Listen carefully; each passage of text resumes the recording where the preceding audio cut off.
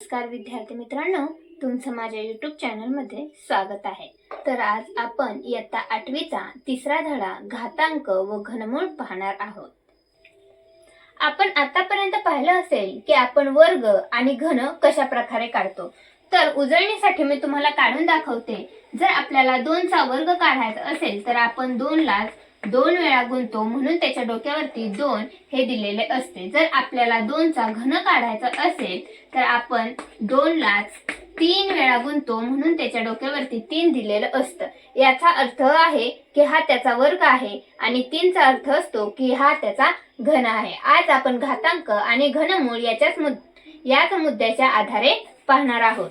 तर चला आपण वळूया आजच्या आपल्या सराव संच 3.1 कडे। सराव संच 3.1 कडे वळण्या अगोदर मी तुम्हाला काही थोड्या गोष्टी सांगणार आहे। ते म्हणजे जर आपल्याला एखाद्या गोष्टीचा वर्ग दाखवायचा असेल तर आपण त्याच्या डोक्यावरती 2 दाखवतो। त्याच प्रकारे जर आपल्याला त्या संख्येचे वर्गमूळ दाखवायचे असेल तर आपण वर्गमुळात 2 अशी संख्या लिहितो। हे चिन्ह न वापरता जर आपल्याला वर्गमुळात ती संख्या दाखवायची असेल तर आपण 2 च्या डोक्यावर 1/2 असे लिहित असतो। तर आपल्याला घन दाखवायचा असेल तर आपण 2 चा घनमूळ दाखवायचं असेल तर आपण घनमूळ या चिन्हाने दाखवतो। जर या चिन्हाचा वापर न करता आपल्याला घनमूळ दाखवायचं असेल तर आपण त्याच्या डोक्यावर 1/3 असे लिहित असतो। 2 चा अर्थ असतो वर्गमूळ आणि 3 चा अर्थ असतो घनमूळ। या गोष्टी जर तुम्ही लक्षात ठेवल्या तर तुम्हाला सराव संच 3.1 सोडवताना काहीही अडचण येणार नाही। सराव संच 3.1 मधला पहिलाच प्रश्न बघूया।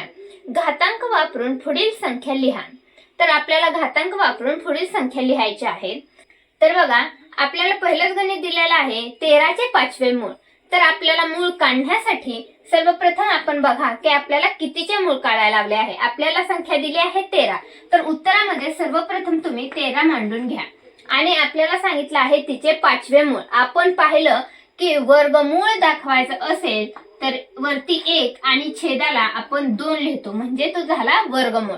हे झाले त्याचे वर्गमूळ। हे जे छेदाला असतं ते झालं मूळ। आता आपण इथं 2 का लिहिलं, कारण वर्गमूळ काढताना आपण त्याच संख्येला 2 ने गुणतो। आता 13 चे 5वे मूळ काढायचे असेल तर 13 ला आपल्याला 5 वेळा गुणावे लागणार आहे, म्हणून आपण इथे लिहिणार 1/5।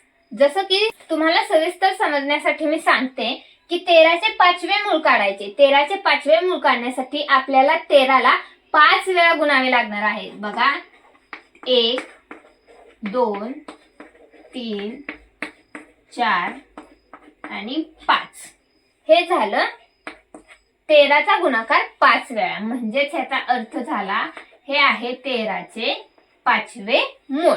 तुम्हाला आता समजलंच असेल की 13 चे 5वे मूळ आपण कोणत्या पद्धतीने काढले आहे। तर चला आपण दुसरं पण गणित सोडवून घेऊया। तर आपलं दुसरं गणित आहे 9 चे 6वे मूळ। 9 चे 6वे मूळ काढण्यासाठी आपल्याला सांगितलं आहे कितीचे मूळ ते पाहूया। आपल्याला 9 चे मूळ काढायचे आहे आणि कितवे मूळ काढायचे आहे तर 6वे मूळ काढायचे आहे, म्हणजे आपल्याला 9 ला 6 वेळा गुणावं लागणार आहे। तर बघा, 1 2 3 4 5 आणि 6। तर हा आपला 6 वेळा गुणाकार झालेला आहे। म्हणजे आपण ही संख्या जर मांडणार असाल तर 1/6। 9 च्या डोक्यावर आपण 1/6 लिहिणार, म्हणजे ते झाले 9 चे 6वे मूळ। तर तुम्हाला कळलं मूळ कसं लिहायचं आहे। अशा प्रकारे आपण आता सर्व उदाहरणे सोडवून घेऊया। लक्षात ठेवायचं, अंश आणि छेद वरती जो 1 आपण वरती 1 मांडला आणि खाली 6 मांडला, हा अंश आहे आणि हा छेद आहे। हा जो असतो तो मूळ असतो आणि वरती जो असतो तो घात असतो। जर आपल्याला संख्या मूळ मध्ये मांडायला लावली तर आपले बघायचं की प्रश्नात आपल्याला कितवं मूळ दिलं आहे ती संख्या आपण खाली मांडायची आहे। तर आता आपण तिसरं गणित बघूया। तिसरं गणित दिलं आहे 256 चे वर्गमूळ। आता सुरुवातीलाच मी तुम्हाला सांगितलं आहे की वर्गमूळ आपल्याला 1/2 या स्वरूपात दिलेलं असतं। तर आपल्याला 256 चे वर्गमूळ सांगितले आहे। की इथं कोणत्या प्रकारचं मूळ दिलं नाही, 5वं 6वं, म्हणून तिथं घाबरून जायचं नाही किंवा आपलं मन स्थिर ठेवायचं आणि विचार करायचं वर्गमूळ जेव्हा छेदाला 2 असतं तेव्हा ते त्याचं वर्ग असतो. म्हणजे आपण हे छेदाला जे 2 असतो त्याचा अर्थ असतो की त्या संख्येला आपण 2 वेळा गुणत असतो. आता आपल्याला काय सांगितलंय 256 चे वर्गमूळ. आता आपण त्याचे वर्गमूळ काढू. आपल्याला तर कळलं वर्गमूळ कसं काढायचं. वर्गमूळ म्हणजे त्याच संख्येला 2 वेळा गुणायचं. 256 गुणुले 256 बरोबर 256 1/2. हा जे 2 आहे हे त्याचे वर्गमूळ झालेले आहे. तर आपल्याला चौथं गणित दिलं आहे 17चे घनमूळ. मगाच्या सारखंच आपण करायचं आहे. वर्गमुळात जसं छेदाला 2 असतं तसंच घनमुळामध्ये छेदाला 3 असतं. हे सुरुवातीलाच मी तुम्हाला सांगितलं आहे.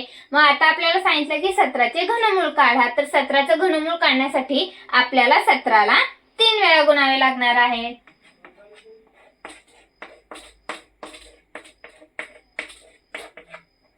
बरोबर 17 1/3. छेदाला 3 आलं म्हणजे हे त्याचे घनमूळ झाले आणि जेव्हा छेदाला 2 येते तेव्हा त्याचे वर्गमूळ झाले. तर बघा आपलं 5वं गणित आहे 100चे 8वे मूळ.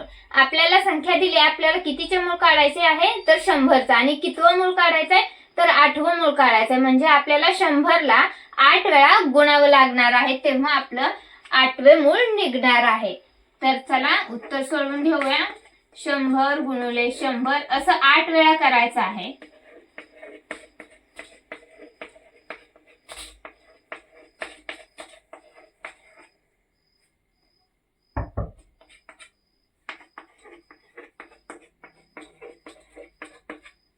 तर बघा आपला गुणाकार झाला. आपण मोजू शकतो 1 2 3 4 5 6 7 आणि 8. 8 वेळा आपण गुणाकार केला आहे कारण आपल्याला 8वे मूळ काढायचे. मग ते कसं मांडायचं तर 100 1/8. छेदाला 8 म्हटल्यानंतर हे त्याचे मूळ निघत असते. छेदाला हे मूळ असतं आणि वरती अंशाला हा घात असतो.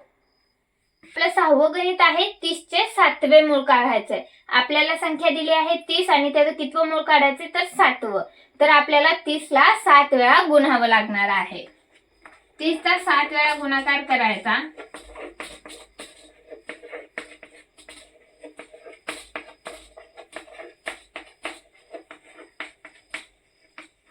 तर बघा मी 7 वेळा गुणाकार केलेला आहे. मी याचं उत्तर खाली लिहित आहे कारण तिथं जागा नाहीये.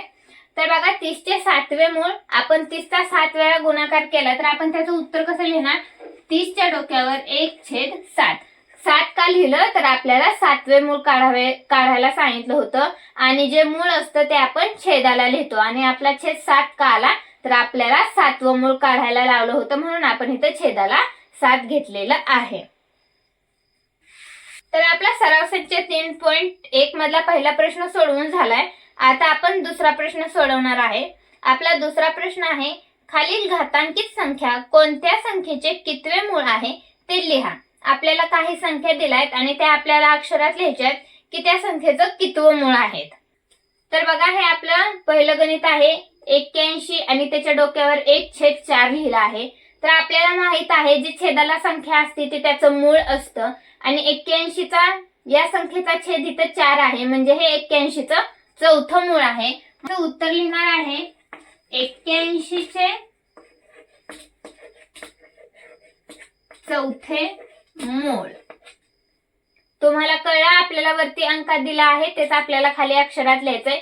छेदाला 4 आहे म्हणून हे त्याचं चौथं मूळ आहे. आपण याचं उत्तर लिहिणार आहे 81चे चौथे मूळ. तर बघा आपलं दुसरं गणित आहे 49 आणि त्याच्या डोक्यावर लिहिलंय 1/2. आता छेदाला 2 आहे म्हणजे ते त्याचे वर्गमूळ आहे हे आपण मागे शिकलेलो आहे. तर मग आपण हे काय लिहिणार आहे 49चे वर्गमूळ. छेदाला 2 असल्यामुळे आपण त्याचे वर्गमूळ लिहिले आहे. तर बघा आपलं तिसरं गणित आहे 15 आणि त्याच्या डोक्यावर लिहिले आहे 1/5 म्हणजे हे 15चे 5वे मूळ आहे. 15चे 5वे मूळ. छेदाला जी संख्या असते ती त्याचे मूळ असते. बघा, आपलं चौथं गणित आहे 512 आणि त्याच्या डोक्यावर लिहिलं आहे 1/9. छेदाला 9 आहे म्हणून हे त्याचे 512चे 9वे मूळ आहे. छेदाला जी संख्या असते ते त्याचे मूळ असते. तर आपण इथे लिहूया 512चे 9वे मूळ. आपलं पाचवं गणित आहे 6 आणि त्याच्या डोक्यावरती दिलं आहे 1/7 म्हणजे हे 6चे 7वे मूळ आहे. छेदाला जी संख्या असते ती त्याचे मूळ असते. हे आता आपण शिकलेलो आहे आणि मला अपेक्षा आहे की तुम्हाला ते समजलं असेल. छेदाला जी संख्या असते ती त्याचे मूळ असते म्हणजे 6चं मूळ किती आहे? हे 6चं मूळ आहे. किती नंबरचं आहे मूळ? हे 7 नंबरचं आहे म्हणून आपण लिहिणार हे 6चे 7वे मूळ आहे.